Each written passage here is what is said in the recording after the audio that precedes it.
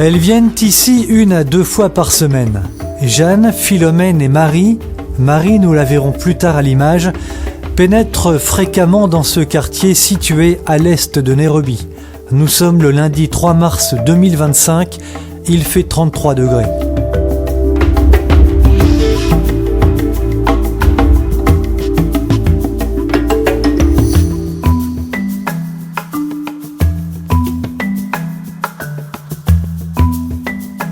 Où nous emmènent ces jeunes Françaises que nous venons de rencontrer? Elles nous conduisent chez une catholique kenyane ayant décidé de vivre dans un bidonville. Ce sont les premières images que nous tournons ici au Kenya.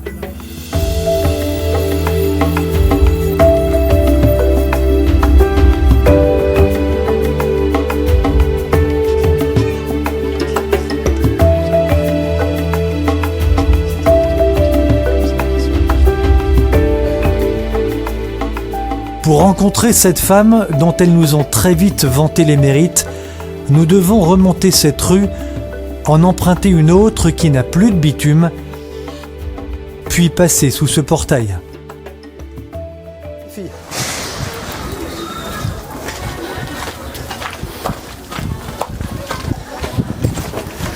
Ça y est, on arrive sur le lieu là.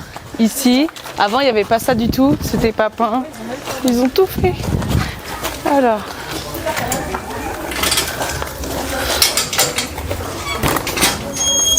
On va dire bonjour. Bonjour. Yes. Yeah, we are. Hello. Morning. Yes, you can talk to French. Ah, wow. Aujourd'hui. Welcome. La jeune femme que nous venons voir, c'est elle, Pauline Apondi. À peine sommes-nous arrivés chez elle qu'elle veut nous présenter à quelques-uns des enfants dont elle a la charge. Can you say hello? Bonjour.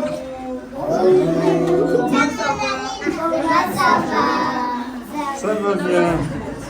They are all from one parent. Okay. So this is the oldest, 12 years. This one is 8. That one is 6. Okay. So is when they are starting school. Pauline Apondi, 41 ans. Que fait donc cette femme dont le sourire ne quitte jamais le visage? Que fait-elle dans ce bidonville de Nairobi? Début de réponse au premier étage de ce baraquement où Pauline veut nous emmener. Yeah. So this is my room. Là, c'est la chambre dans laquelle je vis. Et aussi là où les enfants dorment quand ils viennent tôt le matin. Ils dorment ici, par exemple. Là, ils dorment encore. Et le soir, quand ils partent, je dors ici. Ça, c'est mon lit. Et dans l'autre, les enfants peuvent l'utiliser s'ils sont trop nombreux. Et si jamais j'accueille quelqu'un, il peut dormir ici. La table de travail qu'elle a pu coincer entre deux lits en dit un peu plus sur son parcours. Quelques livres, un dictionnaire d'infirmière, un catéchisme pour adultes, un chapelet, un crucifix et le portrait d'une jeune femme sortant de l'université. Pauline recevait son diplôme de travailleur social après une formation à l'université privée de Zetek à Nairobi. Elle avait 33 ans. Durant 4 ans, Pauline a travaillé dans plusieurs hôpitaux après avoir suivi une formation en chirurgie. Rapidement, elle sent que sa mission est ailleurs et qu'elle est appelée à se donner aux autres et notamment aux enfants les plus déshérités.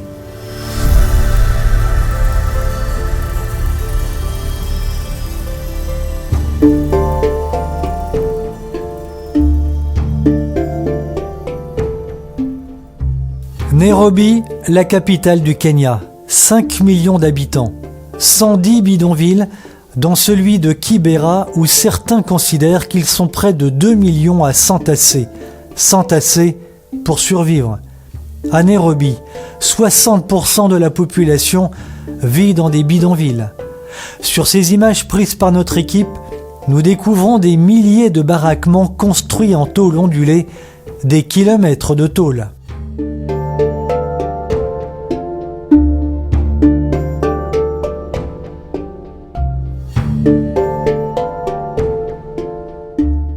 nous avons voulu pénétrer à l'intérieur d'un de ces bidonvilles. Un jeune prêtre a bien voulu nous y conduire. Cela n'a pas posé de difficulté, car les prêtres de la paroisse se trouvant à proximité sont connus et respectés. Mais il nous a été demandé de rester groupés et de ne pas faire d'arrêt pour enregistrer les images.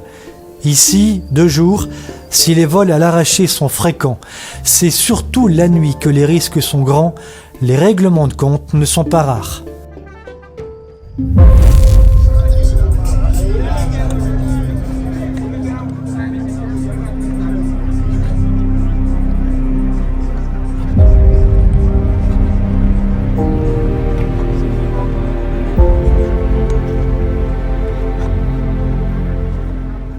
Laisser vivre des populations considérables dans de telles conditions, il semble bien que cette situation n'alerte pas grand monde.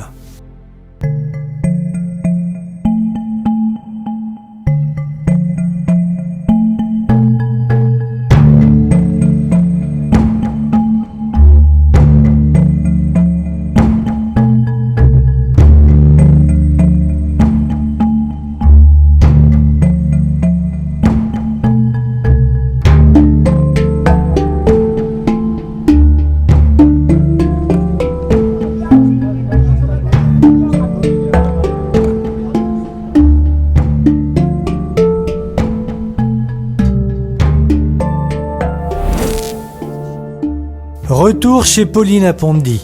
Pour cette baraque presque insalubre qu'elle loue à un propriétaire kényan, Pauline doit verser $200 chaque mois. Une somme importante dans ce pays. La crèche qu'elle a montée il y a déjà 3 ans et qui rassemble une trentaine d'enfants couvre tout juste ses dépenses et beaucoup de parents sont incapables de lui verser le moindre shilling. Most of them. Like the ones in class, I have a total number in class. Est-ce que les parents sont pauvres? La plupart d'entre eux le sont.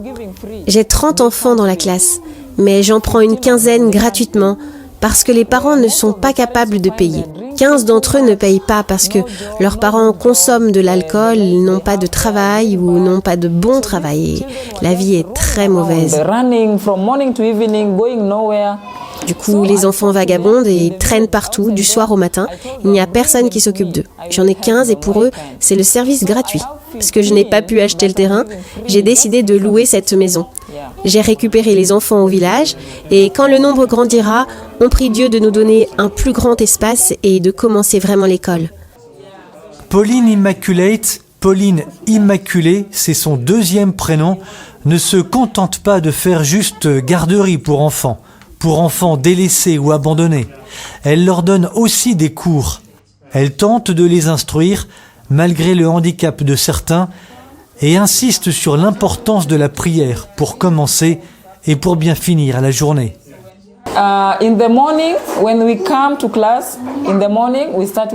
Le matin, quand ils arrivent, on commence par la prière et après, on commence le cours. Le soir, avant de rentrer à la maison, on prie et c'est seulement après qu'on les laisse partir. Avant le repas, on leur apprend à prier, on fait le signe de croix au nom du Père, du Fils et du Saint-Esprit. Chacun d'entre eux, même les musulmans. Et lorsque l'on demande à Pauline ce que pensent les parents de ces pratiques, voilà ce qu'elle répond. Il y a juste un parent. Le parent musulman ne veut pas qu'on enseigne la foi catholique à son enfant. Mais les autres n'ont aucun souci avec ça, même les protestants, il n'y a pas de problème. Non, parce que j'y vais tout de suite. En fait, on y va maintenant, je pense. Hey, oh, say hi. Elle, comment s'appelle-t-elle, Philomène? Fatima. Ouais. Arrivée depuis des mois à Nairobi et logeant dans une mission catholique voisine, des Françaises viennent régulièrement aider Pauline dans sa tâche quotidienne. C'est le cas de Marie, de Philomène et de Jeanne notamment. Alors c'est quoi la mission, Jeanne, finalement là, toutes les semaines vous venez ici? Toutes les semaines, concrètement, vous faites quoi? Soit le lundi, soit le mercredi. Souvent, on vient dans les alentours de 9h30, 10h. Et on vient, on les occupe. Généralement, on chante avec eux des petites chansons du style souvent chanson bretonne. Hein, et, Chanson bretonne. chanson bretonne, Santiano. Pauline, elle nous met l'enceinte et du coup on met nos petites musiques. Et généralement, en fait, il y en a juste à côté qui dorment. Du coup, on va les chercher pour la sieste. On les change si besoin. Après, il y a le Lanka vers 11h, donc ils ont leur porridge. Donc les petits, il faut les aider à manger. Il y a quelque temps, Philomène a pu se rendre au village, à un endroit extérieur à la ville, lieu d'origine de quelques-uns de ses enfants. La crèche de Pauline, un petit paradis par rapport au village. Nous, on y allait juste de temps en temps quand il y avait des sorties. Il y a le camp de français qui était aussi à la campagne. On a vu ce que c'était. C'est la vie à la dure, quoi. Et ici, en quelque sorte, c'est la vie plus facile parce qu'il y a quand même l'eau courante, l'électricité, tout ce qu'il n'y a pas dans les villages, quoi. Moi, ce qui m'a le plus marqué ici, c'est le sens du partage. Ils ont rien et ils partagent tout.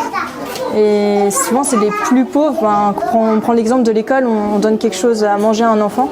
Il va le couper en 15 000 morceaux pour donner à tous ses amis qui n'ont pas forcément les mêmes conditions de vie, qui sont un peu plus aisés. Et ils vont donner à tout le monde. Et il n'y a pas cette classe en fait, sociale. Pauline n'a pas de salaire. Ce qu'elle reçoit, elle l'utilise pour payer le loyer, régler les factures, le salaire de son assistante, puis elle achète ce qu'elle peut comme nourriture. Cette jeune femme qui aurait pu choisir une vie confortable à l'abri de ses diplômes a entièrement construit sa vie sur la providence, sur Dieu, sur la foi catholique profonde qui est la sienne. God has taken me through tough times. Actually, I'm the 8th born in my family. Dieu m'a fait traverser des moments difficiles dans la vie. On était 8 dans la famille, je suis la 8e. J'aime les œuvres de charité. La charité est première. Même quand j'étais petite et que j'étais à l'école, j'aimais aider mes camarades de classe. S'ils n'avaient pas quelque chose, je leur donnais aussitôt. Je les amenais à notre maison, je prenais mes habits et je leur donnais. J'aime la charité. Je dis toujours aux gens que c'est pas mon travail, ça appartient à Dieu. Et je suis son employé. C'est Dieu qui m'a employé à travailler pour lui. Ce n'est pas moi qui le fais. Quand quelqu'un vient et demande qui est le propriétaire, je réponds « Désolé, il n'est pas ici ». C'est qui le propriétaire? Beaucoup d'entre eux ne savent pas que c'est moi qui m'occupe de cette structure. C'est Dieu qui vous a employé? Oui, c'est Dieu.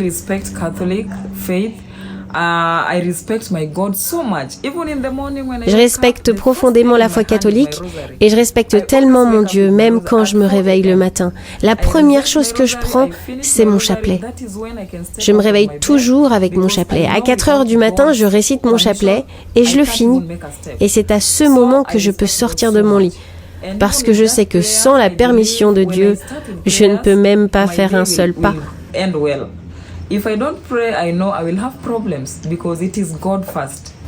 Je respecte tellement Dieu et je crois que quand je commence ma journée avec une prière, je sais qu'elle finira bien.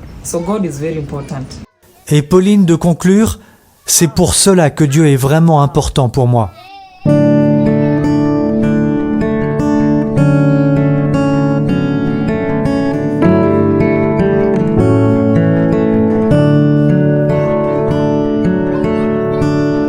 À sa sortie de l'université, Pauline Apondi aurait pu faire le choix d'une vie agréable, confortable, faite de distractions.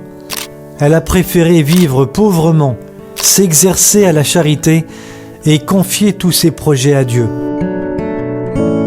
Elle aimerait maintenant s'agrandir et offrir un logement meilleur aux enfants qu'elle recueille, peut-être demain, avec un peu plus de moyens financiers. Ce jeudi 13 mars 2025, nous avons quitté Pauline à regret. Ce qu'il nous restera gravé de cette expérience unique dans un bidonville, c'est la bonté d'âme, c'est le visage et la charité d'une femme de 41 ans qui a choisi de consacrer sa vie aux autres.